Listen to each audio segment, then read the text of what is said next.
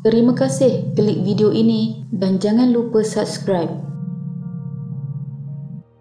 Pada sekitar bulan Februari 2023, terdapat seekor buaya yang sering menonjolkan dirinya kepada halayak ramai. Jabatan Perlindungan Hidupan Liar dan Taman Negara Perhilitan Melaka tidak menolak kemungkinan buaya viral kerap muncul di pesisir pantai Tanjung Bidara hingga Kuala Linggi berasal berhabitat di Sungai Linggi. Pengarahnya, Muhammad Firdaus Mahmud berkata, Sungai Linggi merupakan habitat terbesar buaya di Alur Gajah, khususnya buaya tembaga, dengan merekodkan kira-kira 200 hingga 260 ekor pelbagai saiz. Bagaimanapun katanya, keadaan masih terkawal dan setakat ini belum berlaku sebarang kejadian tidak diingini atau serangan reptilia itu. Serangan belum ada lagi kerana sumber makanan reptilia ini sekitar habitatnya masih banyak. Cuma yang menjadi kerisauan adalah masyarakat awam. Mereka mahu pastikan masyarakat selamat. Oleh itu, pihak perhilitan telah melancarkan operasi menangkap dan memindahkan seekor buaya yang dikesan sering berada di persisiran pantai Tanjung Bidara hingga Kuala Linggi. Operasi yang dibantu pelbagai pasukan keselamatan dan agensi kerajaan itu bertujuan memindahkan seekor buaya besar ke Paya Indah, Sepang, Selangor. Muhammad Firdaus berkata, operasi itu dilaksanakan dengan memasang 2 perangkap masing-masing di persisiran pantai Peranginan, Pengkalan Balak dan Tanjung Bidara, iaitu lokasi yang dikatakan sering menjadi laluan reptilia berkenaan. Walaupun pada waktu itu belum ada laporan nelayan atau pengunjung pantai Peranginan di situ diserang buaya, usaha proaktif harus dilakukan bagi menjamin keselamatan orang ramai. Tetapi buaya tersebut gagal ditangkap di dalam operasi yang dijalankan selama 2 bulan.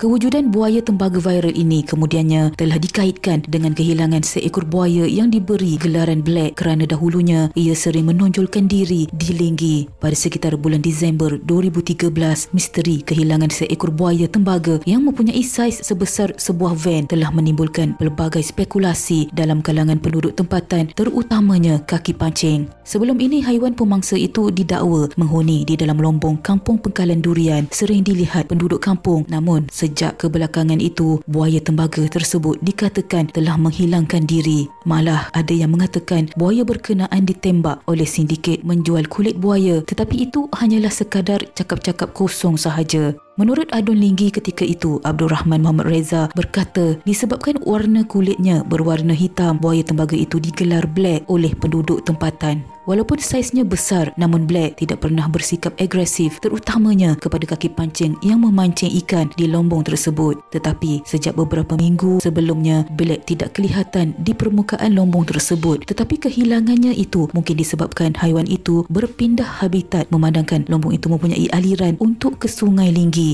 Ramai yang terkilan apabila Black tidak muncul-muncul, sehinggakan ada yang menganggap buaya tembaga itu ditembak oleh pihak tidak bertanggungjawab seperti yang terjadi pada tahun 2010 di Teluk Kemang.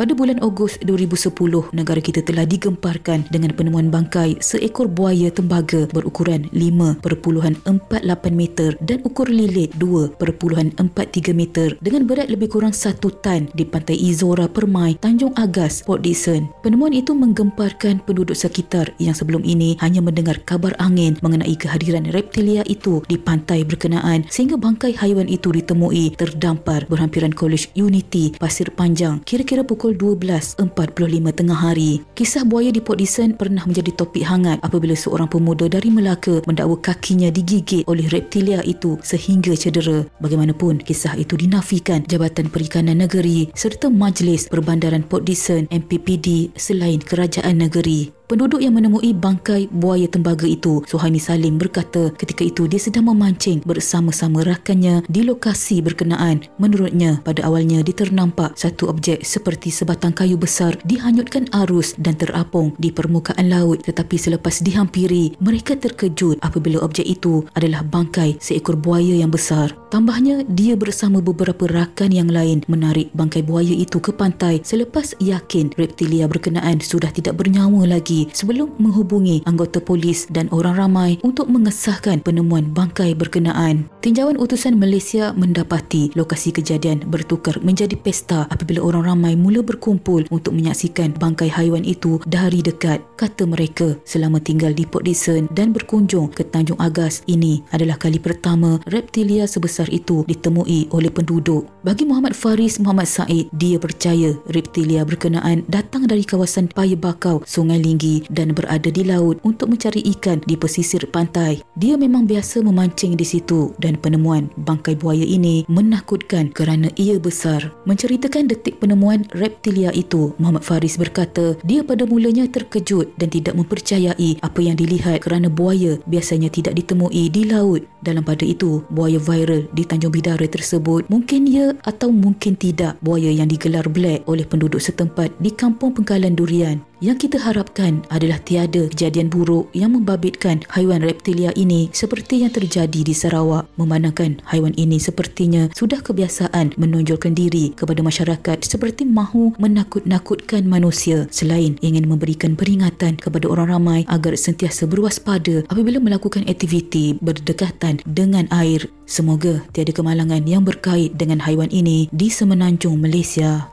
Sekian.